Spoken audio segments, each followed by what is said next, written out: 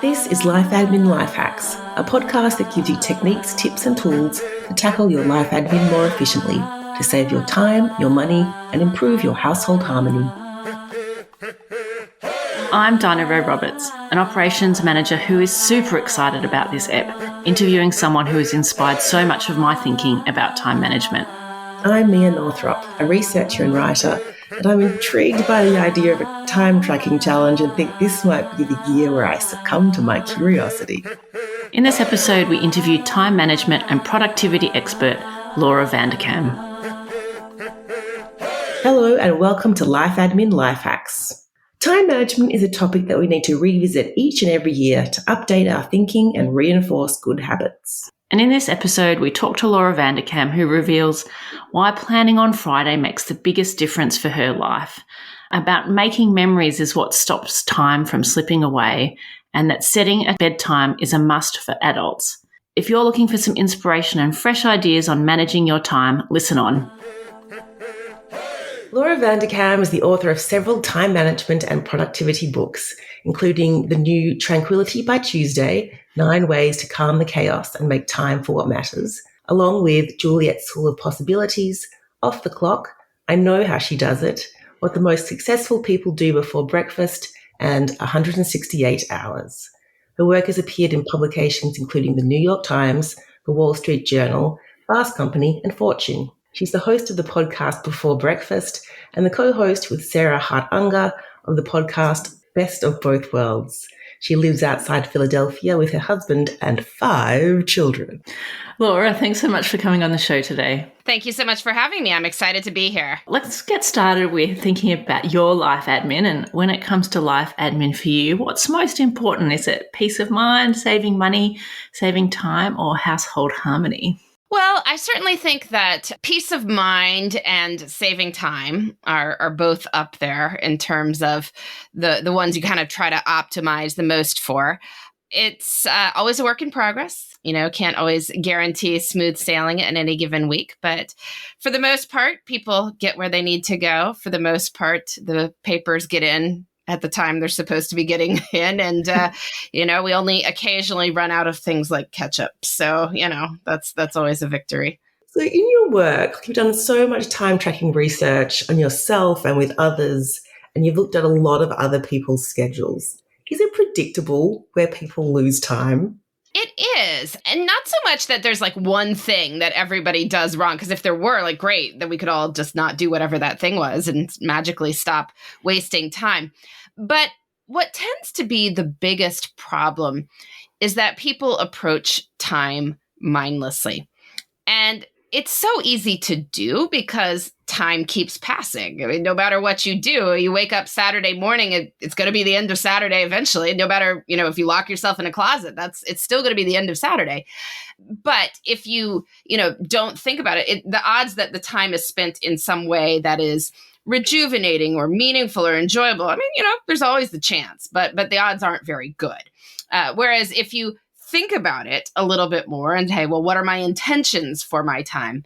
Then you can structure that time in ways that do wind up being more meaningful, enjoyable for yourself and the people you care about. So yeah, I see on time logs just that, the days pass by and you do what is scheduled or what has to get done, but people tend not to make as much space for the things that they would like to do or that would make life more interesting. So that's what I'm always encouraging people to think about. Yeah. And has anything changed since you started your research in terms of where people, like, either their intentions of how they'd like to be spending their time or where they're actually wasting time? So people sometimes ask that, when I started writing about this, social media wasn't quite as big a thing as it is now. When I first started writing about time, most people didn't have smartphones in the way that we have them now. It was, more, you have the BlackBerry, but you weren't really necessarily surfing the web on your old school BlackBerry all that much. You could email people, but you couldn't do that. And so there are definitely changes in what people have spent their time doing, but it's not like time before 2006 was spent well. We're still the same human beings. We still have 24 hours a day. Time will be spent on something. The question is just what. And it's funny even thinking about this, because I occasionally reread Stephen Covey's 7 Habits of Highly Effective People, that sort of classic self-help book. And he talks about people wasting a lot of time, particularly in a work context, on things that are urgent but not important. And his book came out in 1990, which was before people even had email, right? Like, people didn't log onto their computers and check email in 1990. What on earth were they doing? Like, what were those things that were urgent but not important, that were like landing on your desk all the time? I really have no idea. I don't know. Faxes. Like, we're looking at our faxes very carefully or something. But we've always wasted time. We've always wasted time. We waste time now more on a social media context. People probably wasted more time on, television or other such things in previous iterations of that. But, it's the human tendency to not necessarily be intentional about our discretionary time. Yeah.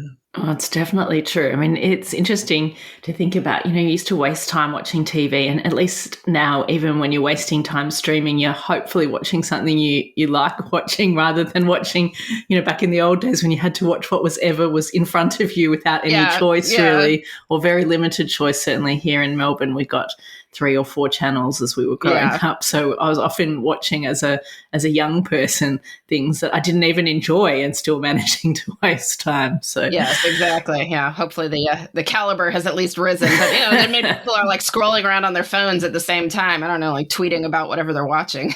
Yes, this is true. Laura, you've got 5 kids, and you and your husband both have busy careers. So we know from your work that you're a huge fan of outsourcing. But one of the challenges is making that decision of deciding what to outsource. So I'd love to hear how you make that decision. Yeah, well, it's an ongoing process, but I'm always trying to figure out, is there something I am spending my time on that is not necessarily advancing me toward my goals, that I don't enjoy, that I don't think that there's a broader purpose to it as well. And there's always going to be some things that we need to wind up doing. But if it's just like running to the grocery store for milk because we ran out before the bigger shop, like, well, maybe somebody else can do that. If you have somebody who's, helping with the kids in the afternoon, like maybe that person could stop by and get it if they're getting them. So just sort of thinking about that, what would buy you back time that you would spend on something else? You can be creative about this too. I mean, one of the things about having 5 children is they are kind of spread out in age. And my youngest is a toddler, so he's obviously very demanding. That's what they are. And, if he's around, inevitably you wind up spending time with him. He's the one who would throw things and, fall and put a fork in his eye or something like that. So you have to be, on him, which means that you wind up not spending as much time with older children. And so one thing we've done sometimes is get a sitter for him for a few hours on, say, a Saturday, so that we can actually do cool things with the older kids that would be totally spoiled by having a 3-year-old attempting to be part of it. And how do you, when we talk about outsourcing in our community, often there's a lot of hang-ups around it. People feel guilty, essentially. They feel like they should be able to do everything. And we talk about, suggesting that people stop shoulding all over themselves. Have you wrestled with that kind of dilemma in terms of thinking what I should be able to do or should be able to accommodate? Do you come across that with the people you work with? I sort of feel guilt about outsourcing? So I don't so much, because I think my highest value work, I mean, on the personal front, it's investing in the, growth and development of my children, and in the continuation, I would hope, of my marriage. And then, in my personal health and things like staying in good shape and eating healthfully and in doing the hobbies that I enjoy. And then professionally, the things that are coming up with the ideas and writing and producing the big projects. So, as long as I'm focused on those things and know that I'm spending adequate time on those things, which is, what I track with my time logs, then I don't think that guilt needs to really enter into it. I mean, why should I be running to the grocery store for milk instead of, writing something. That doesn't necessarily make sense. But I think, from a broader sort of, you asked about your community and our, the community of generally, working mothers, there's always, people get a little bit worked up about stuff. But I think there's very much a tendency to get worked up about the outsourcing of women's traditional roles as opposed to other things.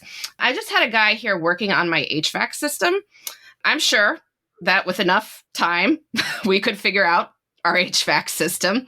We're not. We brought in somebody to do it because they have the skills, and the amount of time it would take away from doing other things is just not, worth it. And I don't think anyone feels guilty about that. Like, oh my gosh, I'm a terrible person for bringing in someone to work on my HVAC system. So it's about women's traditional roles versus other kinds of things. I mean, we don't, and it's evolved over time too. I mean, I know very few people who churn their own butter. Like, we all outsource that these days, and that's no longer a source of guilt. You're not hand delivering all your letters. Most of us okay with outsourcing that to your postal service. So yeah, it's just a question of, we all outsource something. It's just a question of what. And I think a lot of people fail to make that understanding that when you choose to do one thing, you're choosing not to do something else. So I think framing it, thinking about what else could I do with that time is really helpful to really help you decide that making that decision. Yeah, but your point about how gendered this area is, we wrote about that in the book actually, because we found the same thing, that people would happily get someone in to clean the gutters or someone to do the lawn or, look after the pool maintenance, which are traditionally male kind of roles. But if you wanted to outsource getting the birthday cake done or someone sorting out your digital photos, there are people raise an eyebrow. So it's interesting to think about the societal kind of norms weighing into that decision making and deciding to step away from that and do what makes sense for you and your family. Exactly. Yeah. So, I mean, thinking of your family, what are your approaches for getting your kids to think about time management and to establish good mindsets about time from an early age? Well, that's always a work in progress too, but we do have conversations. I think with very little kids, time is a very amorphous thing. It helps to sort of think about the order in which we do things. At night, we get into pajamas, brush teeth, read stories, then bed. What is the order of things in our lives? As kids get a little bit older, they might start being able to understand things that are coming up in a couple of days at least, and be able to talk about, 3 sleeps until this happens, to sort of establish the units of time.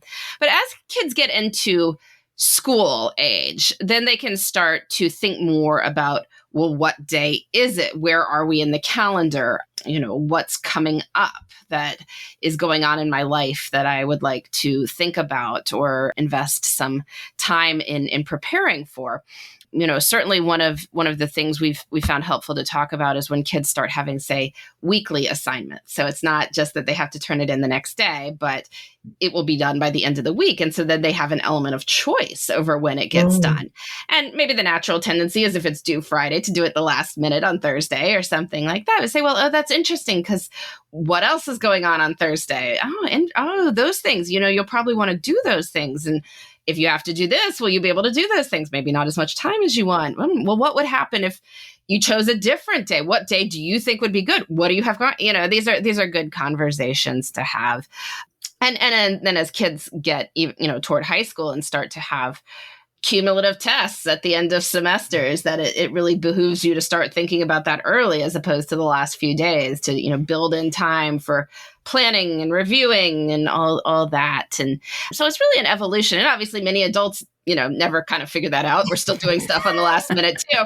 But as much as you can kind of put in the thought that there are many things in life that, cannot be done right at the moment, you have to see them coming, allocate time to them, put that time into your life at scheduled moments, ideally build in a buffer. So when stuff goes wrong, you can deal with it. Those are all ways to start discussing time with young people.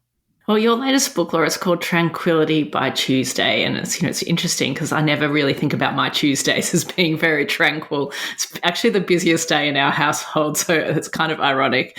But we do love it. So can you tell us about how you came up with the title and what Tranquility by Tuesday means for you?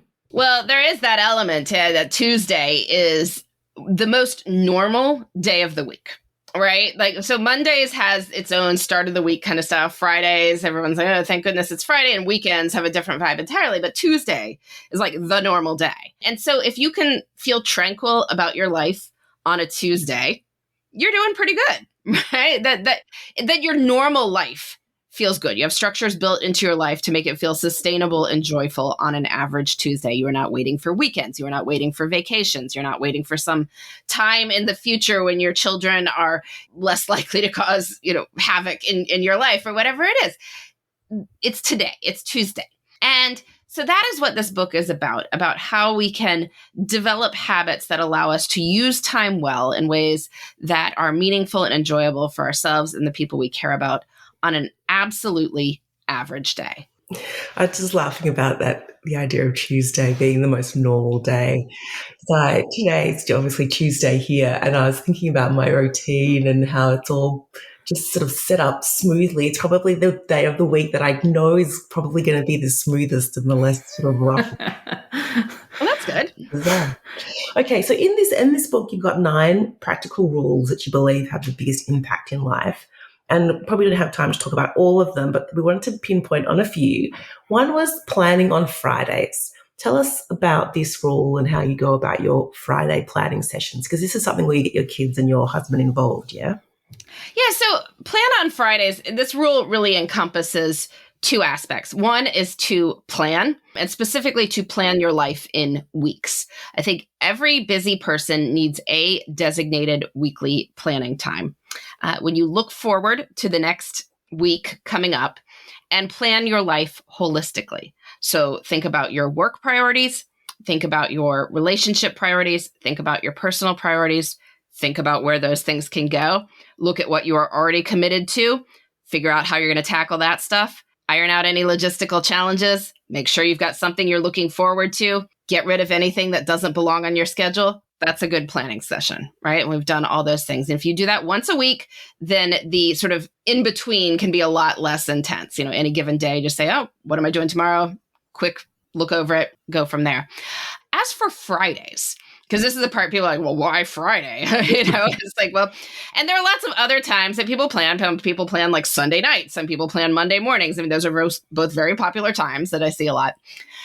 Fridays have a couple things going for them. First, if you work a Monday through Friday work week, many people are sliding into the weekends by Friday afternoon. It is very hard to start anything new. So if that would just be wasted time, you may as well repurpose it for planning. We are often willing to assign our future selves things to do that we just can't tackle on Friday afternoon because we're too tired. We're done. So, when you do that planning work instead of the actual execution work. Second, it's business hours. So if you need to set up a meeting with someone, if you need to get an appointment somewhere, if you need to do any of those things as you determine through your weekly planning, you can do it. Whereas if you are planning on the weekend, that's a lot less possible. I mean, maybe your colleagues will respond. Like if you're managing people, they'll respond to your meeting requests on weekends. But do you really want to do that? You don't want to be that boss, right? You can't call your dentist's office necessarily on Sunday night and expect them to be open to make your appointment, right? So then you have to push that to working hours anyway. So you may as well take care of it. It allows you to use your weekends better. Like if you're planning on, Friday, I plan the upcoming Monday to Sunday week. I realize not everybody wants to think about the weekend that's 8 to 9 days ahead of time. But by doing this, I can actually plan it twice. I can do broad outlines, what will happen 8 to 9 days from now. And then on Friday, I revisit it. What's happening over the next 2 days? Do I need to tune anything up? And that allows you to, actually use your weekends well when you're thinking about it. But the biggest thing for me is it also calms the Sunday scaries. Like even people who love their jobs often feel some trepidation on Sunday night when they don't know what's happening during the week. Like they know all this stuff is about to hit, but they don't have a plan to deal with it. They don't know what's all there, how they're going to cope. And so you feel just anxious. Whereas if you end Friday with a plan for Monday, you can relax. That's what came to mind for me is that idea of you're going to have peace of mind because you can slide into the weekend knowing that, the loose ends are tied up, or you've got a plan for how the week is going to go, and you can actually enjoy your weekend and just get into it. I'm just really interested to know, particularly for your family, there's a lot of logistics to make work. And so how, in particular, you involve your husband, but maybe also your older kids in your planning. If it's not in your Friday planning session, how do you manage the logistics of, who needs to be where and who's driving who and all of those things, which really take a couple of people to figure out? Yeah. Well, there's a couple ways that I approach this. I mean, my older children in particular, I collect things like during the week that they've mentioned to me of like, oh, I wanted to do this. Like, I need to go shopping for new pants, or I want to get my hair cut, or could I have a play date with so-and-so? Those are all things that kind of I just jot down real quick or send an email to myself that I will then collect during the Friday planning as I'm sort of setting out when these things can happen. A lot of stuff is the same week to week. I mean, a child might ask to take rock climbing classes, but then it's going to be at the same time for the next 12 weeks. So you don't have to revisit that every week. Like, it's built into the schedule. And we tend to do the same drivers week to week unless something has really gone different in terms of who handles what. But yeah, no, I create a schedule on Friday for the week of roughly what's happening, which can then be updated as stuff comes up. But yeah, I learned to ask the older kids and you need to send me your rehearsal schedule for the next week on Thursday so I can have it for Friday. And I know it can change. The director of the musical is not beholden to my planning schedule. But Unfortunately. But at least knowing that, then we can revisit when something comes up. My husband and I, we're doing this less now because both of us have started sort of traveling less post-pandemic than we used to have more intense logistical meetings. Because if you are in California and I am in Florida, we need to make this work, right? And so there's more logistics to be ironed out when that is the case. But if we are both working from home, it's a little bit easier. But we talk about things we want to do broadly coming up, things we'd like our kids to do, things we'd like to do together. And then I create a schedule. Again, this is the mistress of planning in the household, bit of something of cruise director role, but so far it's gone pretty well. And Laura, where are you doing your scheduling? Are you using paper? Are you in a digital tool? What's your preference?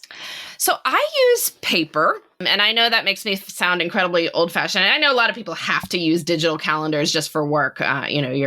Your boss is not going to be cool with just dealing with your paper planner. Like, I sent you a meeting request, you need to respond to it. It's in my planner. Trust me. You can use whatever works for you, but I make my lists in paper planners for the most part. I often just type the weekly schedule in a Word document so that I can just email it to people who need it. The various folks who, my husband, people who might be helping us with driving, older kids can look at it, that sort of thing. Yeah. Okay. So one of the other rules you have in your book is about creating a backup slot.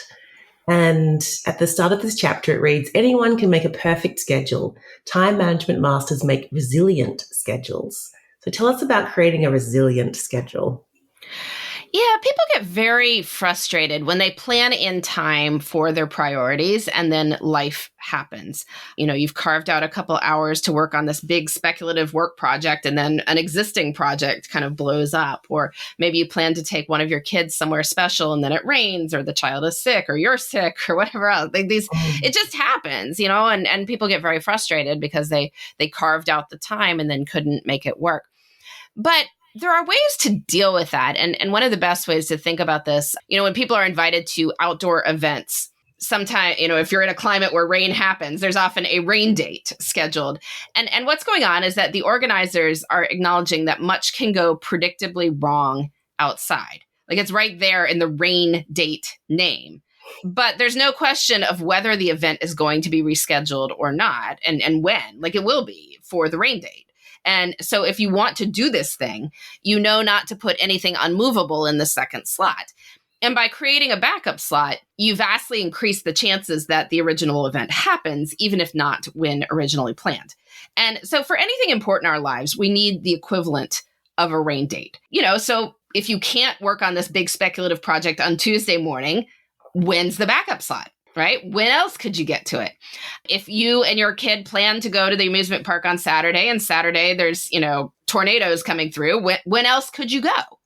And if you know the answer to that, you are highly likely to make this thing work. If you don't know the answer to it, then you are at the mercy of life intervening. And I know that sounds really hard. Like, it's hard enough to carve out one time for these things you want to do. Like, I'm saying carve out more than one. Like, what are you talking about, Laura? But you can sort of get at this by just creating more open space in general in your life. I try not to schedule too much on Fridays, because then it can be the backup slot for anything that goes wrong during the week, right? So it's not that every event needs its own specific backup slot. But if I trust that only, say, 20% of things have life blow up on them, well, then that 20% can all move to Friday. It's usually not 90%. It's some 20%. And the question is what? So that moves to Friday. So you might think about that. Like, how could you create more open space in your life generally? If it's not a completely open day, maybe it's an hour and a half every afternoon, right? That's open. That's not scheduled. So when stuff runs late, something comes up, you've got a spot to put it. Yeah. I think where I put this into practice most often is like in the lead up to Christmas, when I know I've got to get Christmas shopping done. And I'll have a date where I'm like, all right, this is the day where I'm going hard. I'm going to hit these shops, but I'll always have a backup slot, because invariably you get there, the thing you were looking for is out of stock, or you can't find it, or you've changed your mind and you need to have that built in from the start. I love that idea of resilient schedules. And I think for me, for work, my calendar gets so filled up with meetings that I used to just put, I used to put in my diary focus time, and then people just book over focus time because they can see it. Focused. So now I create private meetings that no one can see what they are, that are called focus time. And I hope no one that I work with is listening to this, because that's what I do to get around it, because people won't book over private meetings, but they will book over focus time or anything else, like, who book a project meeting. Anyway, so that's my resilient scheduling. Well, this is the problem with digital calendars, and one reason I like having a paper one, but another sort of trick with this, if you have colleagues you work with very closely, you create meetings with them and then you don't do them. Those are open time, right? Or if you do need to meet with the person, you schedule it for an hour, 2 hours, and it's, it's a 15-minute meeting. Like, both of you are aware of that. And then that's the time that you have that is then unschedulable, unless, it's a total emergency. So, yeah. I can just see eyebrows raising and people going, listen to that one. So one of the other rules in the book, probably the one I love the most, and it's probably the one that's inspired me the most from reading your blogs, your weekly email over the last few years, is one big adventure and one little adventure. So can you tell our listeners about this rule and the benefits that it has? Yeah, so we want Tuesdays to feel tranquil, but we also want them to feel memorable. Like, we don't want life to just kind of keep passing by. And, much of adult life is very routine. Like, you do the same things day in, day out. And there's nothing wrong with that. I mean, routines make good choices automatic. But when too much sameness stacks up, you wind up with whole years just disappearing into memory sinkholes. Like, every day is exactly like, what was that Tuesday versus any other Tuesday? Well, who even knows? So we want to put in a couple things that create memories, because we don't say, where did the time go, when you actually remember where the time went because you did something memorable with it. And so this rule to do one big adventure and one little adventure each week gets at that. It creates a nice balance between having good routines, but also doing things that maybe bust the routine a little bit. A big adventure can be 3 to 4 hours, so like half a weekend day. A little adventure can be less than an hour, doable on your lunch break, doable on a weekday evening, as long as it's something out of the ordinary. And challenge yourself to do one big adventure, one little adventure each week. You'll start planning in things that you are looking forward to. You will start creating more memories. You'll start thinking of yourself as an adventurous person. And I think life will start to feel very, very different. And I think it's probably the thing that I love most about your sort of time management and productivity work is a lot of other time management experts are talking about how to pack more work in or how to be more efficient. And it really feels to me like your work is like how to make more fun in your life. So really, I guess it really attracts me to the idea of thinking about what is there in my week and in my schedule to look forward to. Well, it's just a very practical rule, too. I mean, it gives you an idea of like, okay, you want to have more fun in life. People are like, okay, I manage my time well so I can have more fun. Well, what do I do with this fun? And here's an idea for how you can start thinking about actively planning more fun into your life. So of all of those Tranquility by Tuesday rules, which one is the rule that you think makes the most difference to achieving tranquility for you and your family? Oh, well, I think the planning on Fridays is on a practical level how things move around here, that the trains arrive mostly on time. I mean, the first rule number 1, is just to give yourself a bedtime. And if so, people living in any sort of chaos, you should start with this rule. Like, you wake up at a certain time in the morning. If you are an adult, my guess is you set an alarm because you have to get up for work or family responsibilities. That is the time you wake up. That is set. You also need a certain amount of sleep.